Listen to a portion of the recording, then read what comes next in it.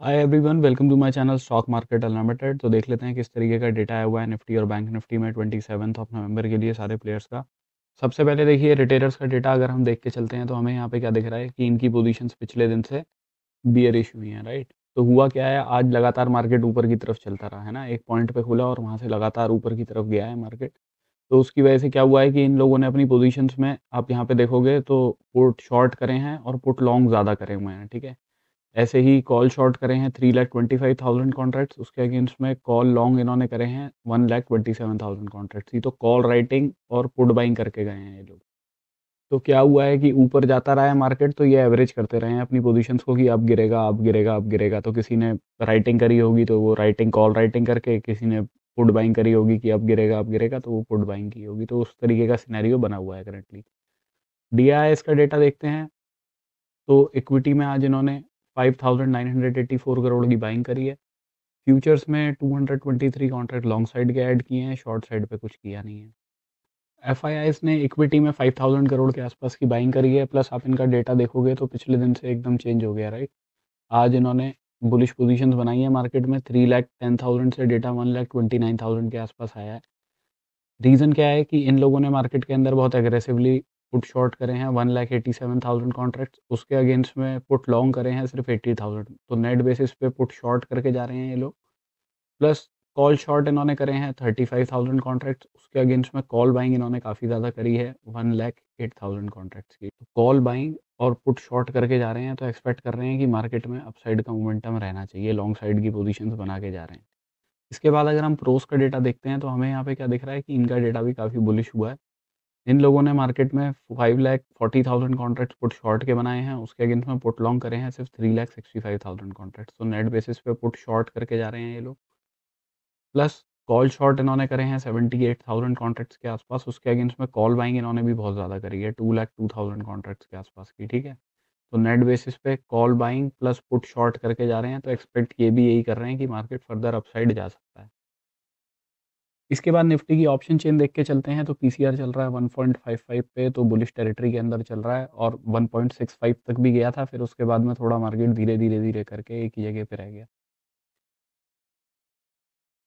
ठीक है। तो ये एक तरीके से ओवरबॉट टेरिटरी में जाने वाला है। इन द मनी के अंदर हमें दिख रहा है कॉल राइटर्स ने अपनी पोजीशंस क्लोज कर दी, इन द मनी के अंदर पुट राइटर्स ने पोजीशंस बनाई है।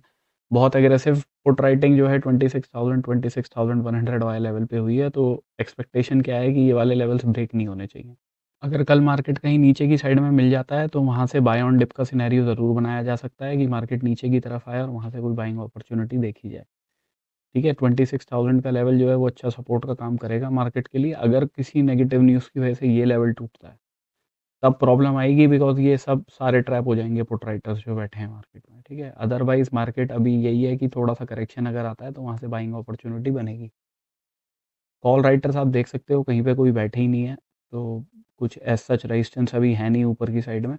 एक ऑल टाइम हाई है, ऑल टाइम के ऊपर निकलेगा तो काफ़ी ऊपर भी निकल सकता है मार्केट। चार्ट्स पे डिस्कस कर लेते हैं तो बैंक निफ्टी डिस्कस कर लेते हैं। सबसे पहले बैंक निफ्टी में मैंने आपको ये लेवल बताए थे ऊपर का और ये नीचे का, कि अगर इस लेवल के नीचे ही क्लोजिंग आएगी तो हम शॉर्टिंग की अपॉर्चुनिटी देखेंगे। बुलिश अपॉर्चुनिटी मैंने आपको यहाँ से लेने के लिए मना किया था, बिकॉज़ ये ज़ोन बहुत ट्रिकी ज़ोन था, ठीक है। बट मार्केट ने स्ट्रेट अवे सीधा ही इसका ब्रेकआउट दे दिया। इसके ऊपर हमारे 2 लेवल्स थे, पहला लेवल था 59,321 का, दूसरा लेवल था हमारा 59,548 का। एग्ज़ैक्टली मार्केट वहीं पे जाके विक बनाई और यहीं पे आके अभी रेजिस्टेंस लेके रुका है। अभी अगर हम कल के लिए देख लेते हैं तो देखिए अभी मार्केट ने यहाँ पे धीरे-धीरे करके जो ये पहुँचा है, ठीक है। एक हायर हाई लगाया है बट आरएसआई में एक लोअर लो लगाया है, राइट। तो एक आरएसआई डाइवर्जेंस क्रिएट करी है। अब अगर मार्केट इस लेवल के ऊपर जाता है बट क्लोजिंग नहीं देता, विक बना के नीचे ही आ जाता है, 15 मिनट की क्लोजिंग इस लेवल के नीचे ही देता है, तो हम एक शॉर्टिंग की अपॉर्चुनिटी देखेंगे जिसके टारगेट्स हम यहाँ तक के रख सकते हैं 59,321 के, ठीक। अगर 15 मिनट की क्लोजिंग इस लेवल के ऊपर आती है तो ही कोई बाइंग की अपॉर्चुनिटी बनेगी और टारगेट्स उस केस में 59,768 के रहेंगे हमारे। मार्केट गैप डाउन करके खुलता है तो हम वेट करेंगे कि एक हमें पुल बैक मिल जाए ऊपर की साइड में यहाँ तक का, उसके बाद में कोई शॉर्टिंग की हम अपॉर्चुनिटी देख सकते हैं। पहले टारगेट्स तो अपने रखेंगे इन्हीं लेवल्स के, जहाँ पे मार्केट गैप डाउन करके खुला है। उसके बाद में देखिए फर्दर नीचे की तरफ आएगा तो एक लेवल जो निकल के आता है वो ये वाला लेवल है 59,149 का। ऑल्दो ये बड़ी अभी हाइपोथेटिकल सिचुएशन लग रही है कि इस तरीके का कोई सिनेरियो बन सकता है मार्केट के अंदर, इस ज़ोन के अंदर कहीं पे भी खुलेगा मार्केट 59,350 से लेके 59,550 के बीच में, तो हम अवॉइड करेंगे। हमारे लिए बेस्ट है इधर की साइड से रेजिस्टेंस ले, तो वहाँ से ज़्यादा अच्छी अपॉर्चुनिटी हमारे लिए बन सकती है यहाँ तक के टारगेट के लिए। कोई गैप अप करके खुल जाता है मार्केट, गैप अप कर जाता है, तो देखिए उस केस में कुछ कर नहीं सकते। अगर रेजिस्टेंस लेके मार्केट एक बार को नीचे की तरफ आता है, ठीक है, तो हम अपने ये क्लोजिंग प्राइस के आसपास से एक बारी को बाइंग की अपॉर्चुनिटी देख सकते हैं, जिसके टारगेट हम पहले तो रखेंगे उसी गैप के जहाँ पे मार्केट खुला था, और उसके बाद में दूसरे टारगेट अपने 59,768 के रखेंगे। निफ्टी डिस्कस कर लेते हैं। तो देखिए निफ्टी के अंदर मैंने आपको ये वाला लेवल ड्रॉ करके दिया था कि अगर इस लेवल के नीचे रहेगा मार्केट तो हम शॉर्टिंग देखेंगे। इसके ऊपर ही 15 मिनट की क्लोजिंग आ गई। अब देखिए यहाँ से यहाँ तक तो हमें कोई रिवॉर्ड मिलता नहीं 26,005 पे, बिकॉज़ मार्केट ने इतनी बड़ी कैंडल बना दी, राइट? और उसके बाद में भी मार्केट कंटिन्यूअसली बनाते ही चला गया, और 3 कैंडल में ही हमारा दूसरा टारगेट जो था वो भी हिट कर दिया उसने, 26,058 वाले लेवल का। ठीक है, बट हाँ, ये चीज़ ज़रूर हो सकती थी जब इस लेवल के ऊपर क्लोजिंग दी ना, अब मार्केट ने इतनी बड़ी कैंडल बना दी, राइट? तो आप इस केस में क्या कर सकते हो, अपना जो पहला वाला टारगेट है ना, क्योंकि यहाँ पे आपका रिस्क टू रिवॉर्ड नहीं अच्छा रहेगा इसके हिसाब से अगर आप देख के चलोगे, कि आप इतने बड़े एसएल के साथ में इस वाले टारगेट के लिए तो बैठोगे नहीं। बट आप इस वाले एसएल के साथ में इस टारगेट के लिए बैठ सकते हो, क्योंकि यहाँ पे आपका रिवॉर्ड जो है वो 1:1 का हो जाएगा। तो इस केस में आप पहले टारगेट को छोड़ के सिर्फ दूसरे टारगेट को अगर टारगेट करते, तो उस केस में आप बना सकते थे पैसा। बट उसमें फिर यही हो जाता है कि आपको अपना माइंड बड़ा शार्पली चलाना पड़ता है ऐसे लाइव मार्केट में, बिकॉज़ यहाँ पे क्या है कि आपको डिसीजन बहुत क्विक लेना है, क्योंकि आपको पता है ये तो बहुत छोटा टारगेट हो गया। अब अगर आप यहाँ से यहाँ तक के लिए बैठ रहे हो, तो ऑब्वियसली आपको अपनी क्वांटिटी भी कम करनी पड़ेगी, क्योंकि आपका एसएल जो है वो बड़ा हो रहा है। तो उसको उस हिसाब से मैनेज तो वो लाइव मार्केट में खुद ही करना पड़ता है। बट ये मैंने आपको बता दिया है कि अगर इस तरीके का सिनेरियो बने तो पहला टारगेट और दूसरा टारगेट हमारा ये है, तो जहाँ रिस्क टू रिवॉर्ड एटलीस्ट 1:1 का बैठे, वही वाला ट्रेड देखना है। तो अब जैसे इस वाले केस में हमारा 1:1 का तो बैठता नहीं, तो यहाँ पे हमें क्या करना पड़ा, अपनी क्वांटिटी कम करके।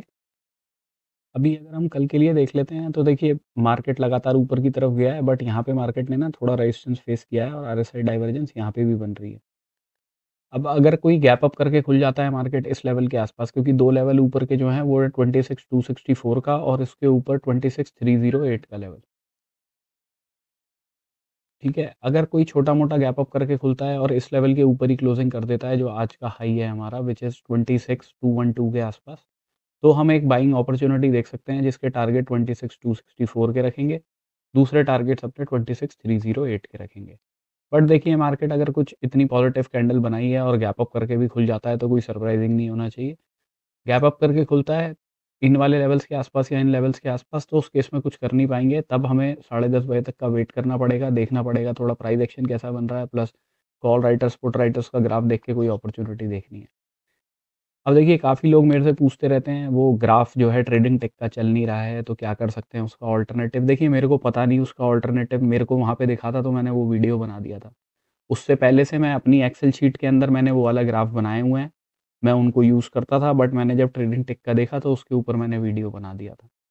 मार्केट अगर गैप अप करके खुलता है और इनिशियली नीचे की तरफ आता है, तो हम इस वाले पॉइंट के आसपास, ये लेवल है आपका ऑलमोस्ट 26,200 के आसपास, राइट? इस जगह से अगर कोई बुलिश कैंडल मिलती है, तो हम एक बाइंग अपॉर्च्युनिटी देख सकते हैं, जिसके टारगेट 26,264 के रखेंगे, और दूसरा टारगेट 26,308 का रखेंगे। अगर मार्केट यहाँ कहीं पे खुलता है, इस लेवल के ऊपर जाता है, क्लोजिंग नहीं देता, विक बना के नीचे आ जाता है, तो हम एक शॉर्टिंग की अपॉर्च्युनिटी देख सकते हैं, जिसके टारगेट्स हम रखेंगे यहाँ तक के, व्हिच इज़ 26,140। तो ये लेवल मार्क कर लेना आप। कोई गैप डाउन करके खुल जाता है मार्केट, तो उस केस में देखिए अगर रिस्क लेना है, तो वो ये हो सकता है कि आप इस लेवल का एसएल लगाएँ और यहीं से शॉर्टिंग की अपॉर्च्युनिटी देखें, टारगेट 26, 120, 140 के आसपास के रखें। बट कोई बड़ा गैप डाउन हो जाएगा, तो उस केस में तो हमें एक पुल बैक का वेट करना पड़ेगा कि इधर की साइड में मार्केट कहीं आए, और उसके बाद में अगर यहाँ से कोई नेगेटिव कैंडल बनाता है, तो शॉर्टिंग की अपॉर्च्युनिटी हम देखेंगे और टारगेट्स उसके रखेंगे इधर तक के 26,100 के। अभी करंटली अगर हम देख के चलते हैं, तो गिफ्ट निफ्टी चल रहा है 26,375 पे, हमारी 381 पे क्लोजिंग है, तो ऑलमोस्ट फ्लैट ही है, ज़्यादा कुछ चेंज है नहीं। So this is my analysis for tomorrow. Thank you for watching my video guys, have a good day.